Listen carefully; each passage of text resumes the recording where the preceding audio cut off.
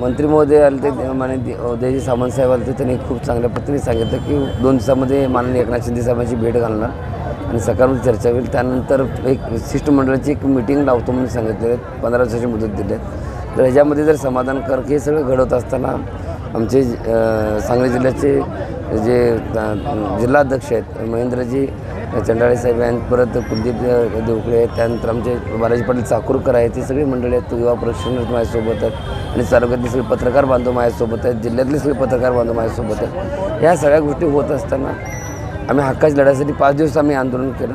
पण जर सकारात्मक दृष्टीतून आमचा जर विचार नाही झाला तर आम्ही येणारं पुढचं जे आंदोलन असेल किंवा पुढची जी दिशा असेल, आम्ही सांगलीच्या कृष्णामाई घाटावरती आम्ही आंदोलनाला बसलो होतो. तिथं आमचा विचार केला गेला नाही, तिथून डावललं गेलं.